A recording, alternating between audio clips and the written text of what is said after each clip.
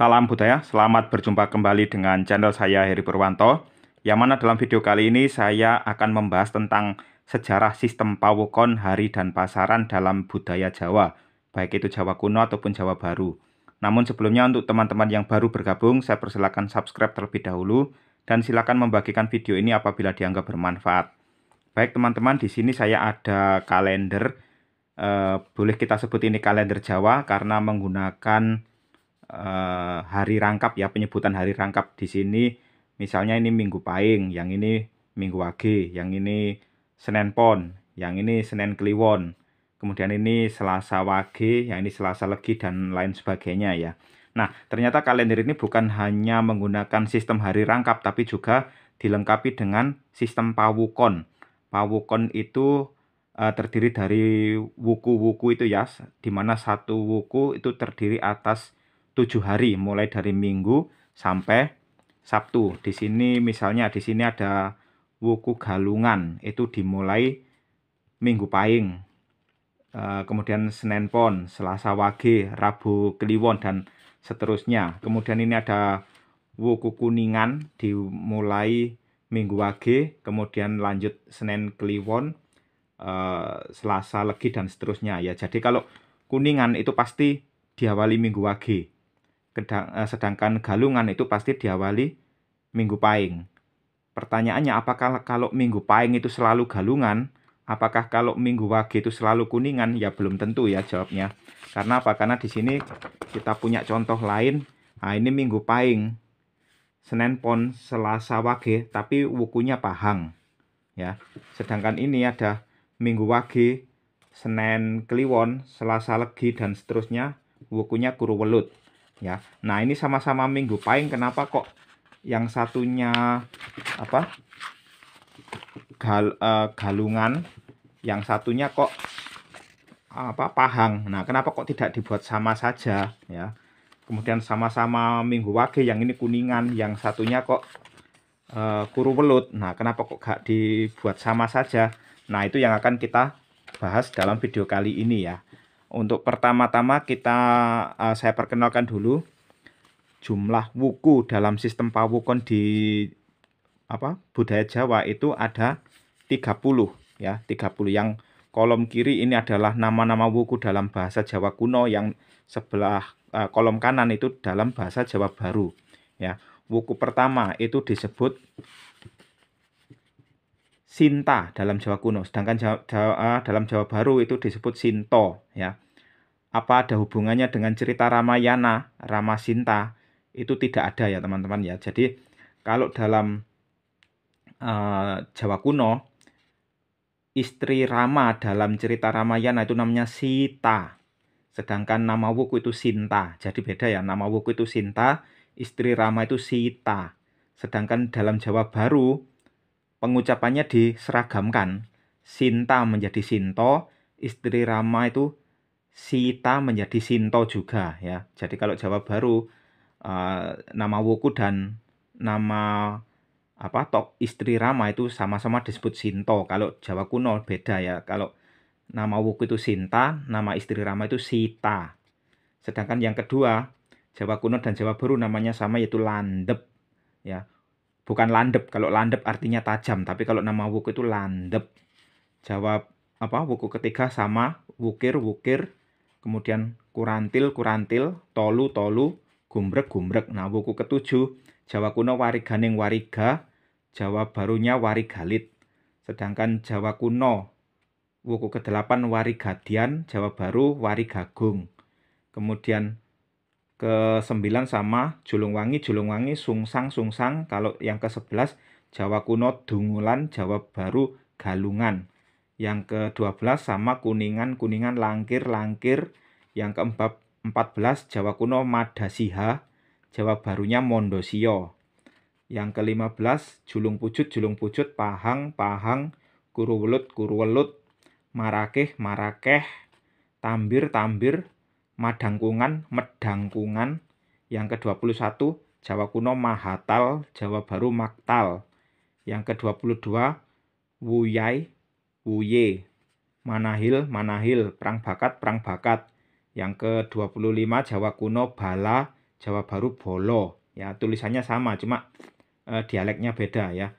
Yang Jawa kuno dibaca bala, Jawa Baru dibaca bolo. Kemudian 26 wugu, wayang, kulawu, dukut. Tulisannya beda tapi bacanya sama. Kalau Jawa kuno pakai huruf diakritik, dukut. Kalau yang Jawa Baru pakai huruf digraf, dukut. Kemudian yang terakhir watu gunung ya. Nah, pertanyaannya kenapa kok jumlah wuku dalam sistem pawukon itu ada 30? Kenapa bukan 50? Kenapa bukan 100? Kenapa bukan 10? Ya, kenapa kok harus 30? Nah, itu kalau ditanyakan ada beberapa orang yang menjawab pakai dongeng ya. Dongengnya memang zaman dulu itu ada raja bernama Prabu Watugunung dari kerajaan Gilingwesi. Kemudian punya istri dua namanya Sinta dan Landep. Kemudian dari perkawinan itu lahir 27 anak. Sehingga total jadi 30. Nah, itu kan dongeng ya, dongeng. Kalau ditanya Gilingwesi itu di mana, kemudian Prabu Watugunung itu memerintah tahun berapa, prasastinya ada atau tidak, nah, itu kan tidak bisa dijawab ya, karena memang itu dongeng. Sedangkan dongeng biasanya barangnya sudah ada, baru dibuatkan cerita. Contohnya Candi Prambanan itu bendanya ada, baru dibuatkan dongeng bahwa oh itu dulu dibangun oleh Bandung Bondowoso dengan bantuan jin atas permintaan Roro Jonggrang. Nah, itu kan dongengnya dibuat belakangan ya, bendanya lebih dulu ada, baru dibuatkan dongengnya. Sama pawukon juga gitu, pawukon di era Jawa kuno itu sudah ada, baru kemudian dibuatkan dongengnya, yaitu Prabu Watugunung punya 2 istri dan 27 anak. Lah itu kan dongengnya dibuat belakangan ya. Nah, dalam video ini saya akan membahas kenapa kok jumlah wuku ada 30 tanpa menggunakan dongeng, tapi menggunakan jawaban matematika. Nah, bagaimana caranya? Caranya begini ya. Pertama-tama kita harus tahu unsur penyusun wuku itu apa. Kalau di sini kan wuku kuningan itu isinya Minggu Wage, Senin Kliwon, Selasa Legi, Rabu Paing, kemudian wuku Galungan ya itu Minggu Paing, Senin Pon, Selasa Wage dan seterusnya ya. Jadi isinya adalah hari dan pasaran. Ya ini kalau bahasa Jawa namanya dino dan pasaran. Itu kalau bahasa Jawa. Namun unsur penyusun wuku ternyata bukan hanya hari dan pasaran, tapi juga ada satu unsur lain yang cenderung dilupakan oleh masyarakat Jawa sekarang ya, yaitu paringkelan atau disebut satwara ya. Jadi unsur penyusun wuku itu ada 3, yaitu saptawara atau sistem hari 7, kemudian pancawara atau sistem hari 5, dan satwara atau sistem hari 6. Kalau istilah sekarang, istilah Jawa baru itu padinan atau dino, itu hari 7, pasaran atau hari 5, kemudian yang hari 6 itu istilahnya adalah paringkelan ya. Kita bahas satu persatu. Saptawara atau hari 7, sistem hari 7 pada era Jawa kuno itu menggunakan serapan bahasa Sanskerta ya. Hari pertama disebut Aditya, hari kedua Soma, hari ketiga Anggara, hari keempat Buddha, hari kelima Werhaspati, hari keenam Syukra, hari ketujuh Shanaiscara. Nah, sistem hari 7 ini nama-namanya mengambil dari nama benda langit ya. Aditya itu artinya matahari, Soma itu rembulan, Anggara itu planet Mars, Buddha itu planet Merkurius. Ya, tidak sama dengan agama Buddha. Kalau agama Buddha itu D-nya double, BUDDHA. Tapi kalau D-nya cuma 1, BUDHA itu planet Merkurius. Kemudian Werhaspati itu planet Jupiter, Syukra itu planet Venus, Shanaiscara itu planet Saturnus. Ya, pada zaman kuno Uranus dan Neptunus belum ditemukan karena tidak bisa dilihat pakai mata telanjang ya. Jadi benda langit di sini hanya 7 sampai Saturnus saja. Nah, pada era Jawa baru masyarakat Jawa penyebutan sistem 7 hari itu menggunakan serapan bahasa Arab ya. Hari pertama itu Ahad atau kadang diucap akad gitu ya. Kemudian hari kedua Senin, ketiga Selasa, keempat Rebo, kelima Kemis, 6 Jumat, 7 Setu ya. ini kalau bahasa Indonesia kan Minggu, Senin, Selasa, Rabu, Kamis, Jumat, Sabtu, itu kalau bahasa Indonesia. Nah, ini serapan dari bahasa Arab ya pada era Jawa Baru. Ahad itu artinya 1, kemudian Senin dari kata isnain artinya 2, Selasa dari kata salasa artinya 3, Rebu dari kata arba'at artinya 4, dan seterusnya. Pertanyaannya, apakah pada era Jawa Baru nama-nama Sansekerta ini sudah ditinggalkan begitu saja? Ya, jawabnya tidak, karena nama-nama hari serapan bahasa Sanskerta itu masih digunakan untuk keperluan sastra, baik itu sastra tulisan ataupun sastra lisan. Ya, dalam Jawa Baru, Aditya menjadi Radite, Soma menjadi Somo, Anggara menjadi Anggoro, Buddha menjadi Buddha, kemudian Werhaspati menjadi Respati, Syukra menjadi Sukros, Sanaiscara menjadi Saniscoro. Itu kalau nama-nama hari bahasa Sanskerta dalam bahasa Jawa Baru ya, serapan Sanskerta dalam bahasa Jawa Baru. Nah, Jawa kuno pakai serapan Sanskerta, Jawa Baru pakai serapan Arab. Yang asli bahasa Jawa untuk sistem 7 hari, apakah ada? Untuk sampai saat ini saya belum dapat informasi apakah ada sistem hari 7 yang memakai bahasa Jawa asli yang bukan serapan Sanskerta dan Arab. Jadi kita tidak bisa menyimpulkan apakah ada atau tidak ada ya, karena sampai sekarang memang belum ada informasi tentang itu. Nah, lain halnya dengan Pancawara atau sistem hari 5. Ini asli bahasa Jawa, bukan serapan dari Sanskerta, bukan serapan dari Arab ya. Kalau Jawa kuno sebutannya Umanis, Pahing, Pon, Wagai, Kliwon. Kalau Jawa Baru Legi, Pahing, Pon, Wage, Kliwon ya. Kalau sistem hari 7 tadi itu mengambil dari nama-nama benda langit. Kalau sistem hari 5 itu digunakan untuk nama-nama pasar ya. Jadi pada era Jawa kuno itu 5 desa membagi sistem ekonominya menjadi 5 hari ya. Jadi hari Umanis itu yang buka pasar di desa sebelah timur. Kemudian hari Pahing yang buka itu pasar di desa sebelah selatan. Hari Pon itu yang buka adalah pasar di desa sebelah barat. Hari Wagai yang buka adalah pasar di desa sebelah utara, dan hari Kliwon itu yang buka adalah pasar di desa tengah. Jadi tujuannya untuk pemerataan ekonomi ya, untuk pemerataan ekonomi. Jadi hari pertama di timur, belanja di timur, hari kedua belanja di selatan, hari ketiga belanja di barat, dan seterusnya. Jadi itu adalah sistem pemerataan ekonomi di era Jawa kuno. Nah, kalau era Jawa Baru, era modern itu kan pasar buka setiap hari, malah pasar online itu cukup pakai handphone gitu ya.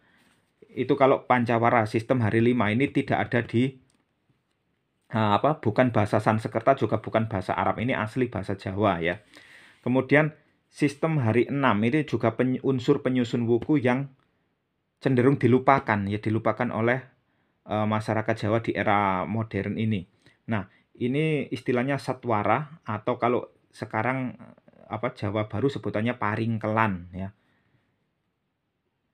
Pada era Jawa kuno namanya Tunglai, Haryang, Wurukung, Panirwan, Was, dan Mawulu. Pada era Jawa Baru sebutannya Tungle, Aryang, Wurukung, Paningron, Uwas, dan Mawulu. Kalau Saptawara tadi itu ngambil dari nama benda langit. Kalau Pancawara dari sistem pasar. Kalau Satwara ini dari sistem profesi ya, profesi masyarakat Jawa kuno kala itu. Tunglai itu artinya daun, itu berhubungan dengan perkebunan dan sebagainya. Kemudian Haryang, Haryang itu artinya manusia. Jadi ini yang berhubungan dengan profesi manusia, contohnya tukang, dukun, dan sebagainya. Wurukung itu yang berhubungan dengan ternak.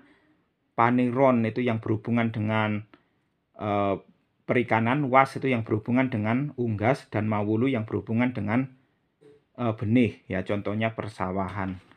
Nah, dari kombinasi 3 sistem hari ini, hari 7, hari 5, dan hari 6 itu yang membentuk pawukon. Akan kita bahas satu persatu di sini ya. Pertama, wuku Sinta, itu wuku pertama. Itu diawali hari Minggu Pahing Tungle, kita pakai bahasa modern biar tidak bingung. Dilanjut Senin Pon Aryang, Selasa Wage Wurukung, dan seterusnya. Kemudian yang terakhir Sabtu Pon Tungle. Setelah itu dilanjutkan Minggu Wage Aryang masuk wuku Landep. Ya, sedangkan wuku yang ketiga Wukir itu diawali Minggu Legi Wurukung. Kemudian yang keempat Kurantil diawali Minggu Pon Paningron. Kemudian Tolu Minggu Kliwon Uwas. Gumbrek Minggu Pahing Mawulu. Warigalit Minggu Wage Tungle. Warigagung Minggu Legi Aryang. Julungwangi Minggu Pon Wurukung. Sungsang Minggu Kliwon Paningron. Galungan Minggu Pahing Uwas. Kuningan Minggu Wage Mawulu. Langkir Minggu Legi Tungle. Mondosio Minggu Pon Aryang. Julung Pujut Minggu Kliwon Wurukung. Kemudian Pahang Minggu Pahing Paningron. Kuruwelut Minggu Wage Uwas. Kemudian Marakeh Minggu Legi Mawulu. Tambir Minggu Pon Tungle. Medangkungan Minggu Kliwon Aryang. Maktal Minggu Pahing Wurukung. Wuye Minggu Wage Paningron. Manahil Minggu Legi Uwas. Prang Bakat Minggu Pon Mawulu. Bolo Minggu Kliwon Tungle. Wugu Minggu Pahing Aryang. Wayang Minggu Wage Wurukung. Kulawu Minggu Legi Paningron. Dukut Minggu Pon Uwas. Watu Gunung Minggu Kliwon Mawulu.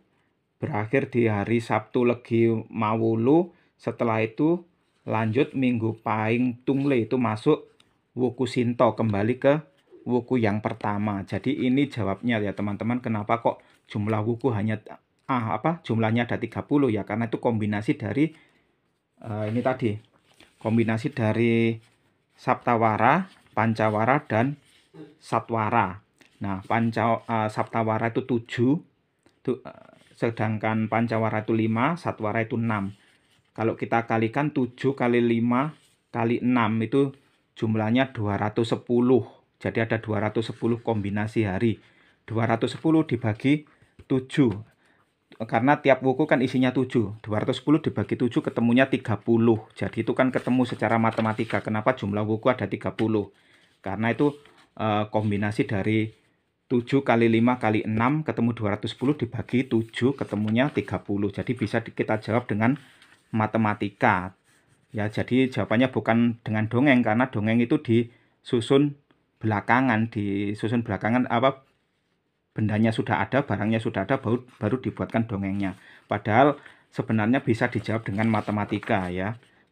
Karena wuku adalah kombinasi dari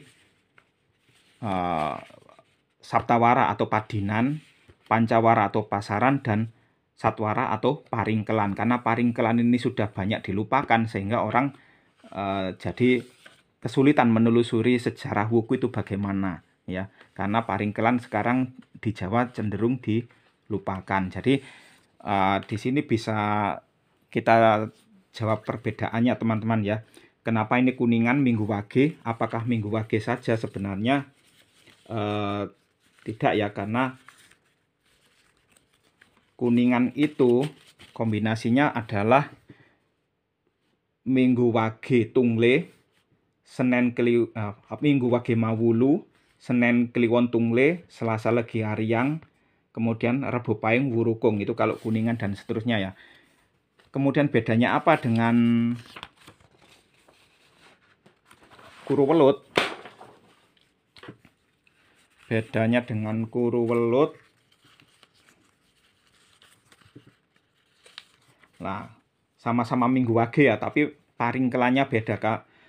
Kalau tadi Minggu Wage Mawulu, kalau Kuruwelut Minggu Wage Uwas. Seninnya Senin Kliwon Mawulu, Selasanya Selasa Legi Tungle ya. Jadi sama-sama Minggu Wage, tapi kalau Kuruwelut itu Minggu Wage Uwas, kalau yang Kuningan tadi Minggu Wage Mawulu. Jadi di situ bedanya teman-teman ya. Jadi kalau kita ngerti kombinasinya wuku yaitu 756, maka kita tidak akan bingung untuk mencari perbedaannya. Apa sih bedanya wuku satu dan wuku yang lain, karena beda kombinasinya ya.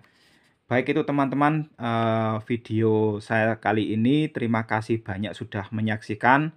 Sampai jumpa di video selanjutnya. Semoga bermanfaat. Salam budaya.